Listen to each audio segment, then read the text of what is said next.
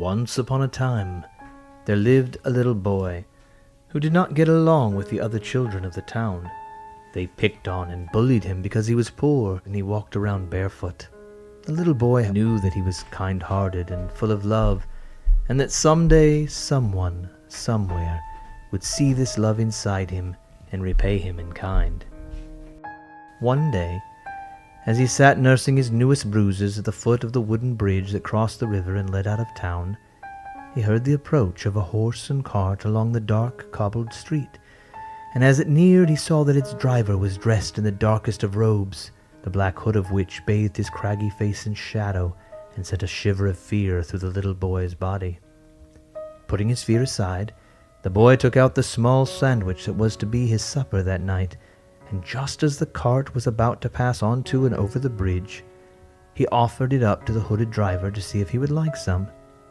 The cart stopped, the driver nodded, got down, and sat beside the little boy for a while, sharing the sandwich and discussing this and that. The driver asked the boy why he was barefoot and ragged and all alone. And as the boy told the driver of his poor, hard life, he eyed the back of the driver's cart. It was piled high with small, empty animal cages, all foul-smelling and dirt-lined. And just as the boy was about to ask what kind of animals had been inside them, the driver stood up and announced that he had to be on his way.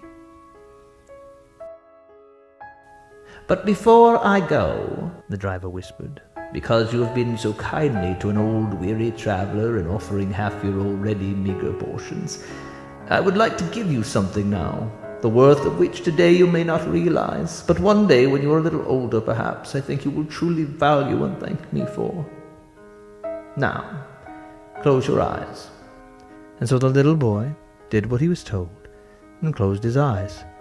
And from a secret inner pocket of his robes the driver pulled out a long, sharp, and shiny meat cleaver, raised it high in the air, and brought it scything down on the boy's right foot, severing all 5 of his muddy little toes.